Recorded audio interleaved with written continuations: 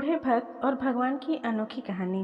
धरती पर दो तरह के लोग होते हैं, एक भगवान में आस्था रखने वाले यानी कि आस्तिक और आस्था नहीं रखने वाले यानी कि नास्तिक। ये कहानी आस्था रखने वाले लोगों को ज़्यादा पसंद आएगी।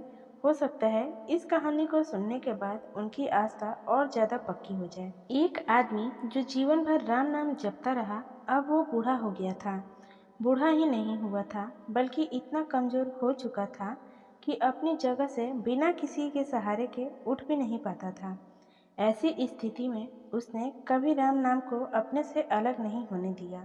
वो पूरा दिन मन में राम नाम लेता रहता। राम नाम की वजह से उसे अपनी तकलीफ़ों को सहन करने की शक्ति मिलती।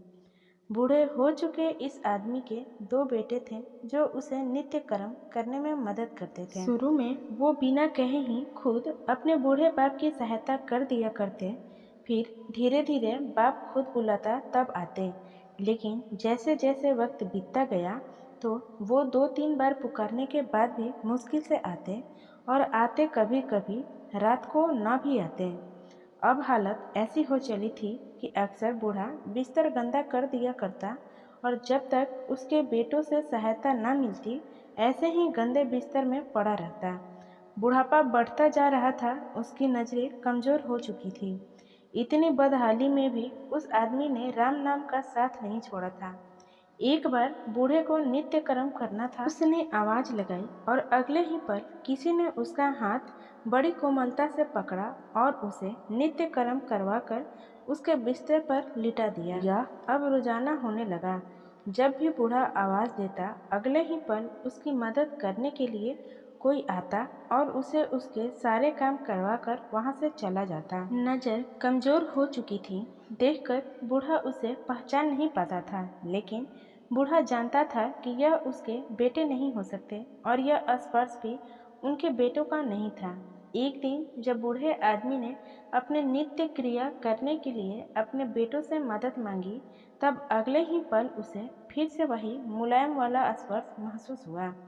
सारा काम खत्म करने के बाद बूढ़े आदमी ने उस व्यक्ति का हाथ पकड़ लिया और उससे पूछा, सच सच बताओ, आखिर तुम हो कौन?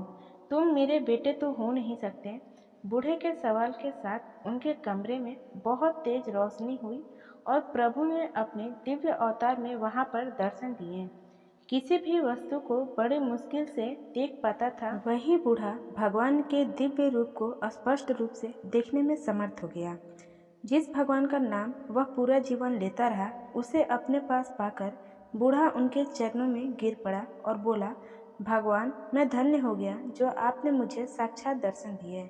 लेकिन भगवान, मैं बहुत शर्मिंदा हूँ क्योंकि मैंने आपसे मेरे नित्य कर्म करवाए।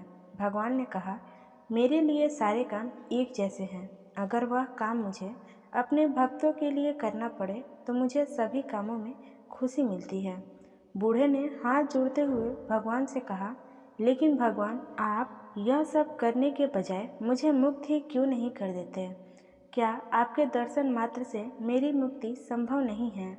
यह सब भाग्य की वजह से है। तुम्हारा भाग्य बहुत कठिन है। अगर कम होता तो मेरे दर्शन मात्र से तुम मुक्त हो जाते। मैं चाहूँ तो तुम्हें अभी मुक्त कर सकता हूँ, लेकिन फिर अगले जन्म में तुम्हें भाग्य कर्म को भोगने के लिए आना पड़ेगा। इसलिए मैं तुम्हें खुद तुम्हारा कर्म काटकर मुक्त करवाने के लिए सहायता कर रहा हूँ। भगवान ने कहा। इतना बोलकर भगवान वहाँ से अंतर ध्यान हो गए। कुछ महीने और काफ़ी तकलीफ भोगने के बाद आखिरकार उस बूढ़े आदमी को मुक्ति मिली। हमेशा की तरह पूरी कहानी सुनने के लिए आपका धन्यवाद। आशा करते हूँ ये कहानी आपको पसंद आई होगी। इस कहानी पर आपकी क्या राय है हमें कमेंट करके ज़रूर बताइए। कहानी पसंद आई हो तो लाइक, शेयर एंड चैनल को सब्सक्राइब करना ना भूलें।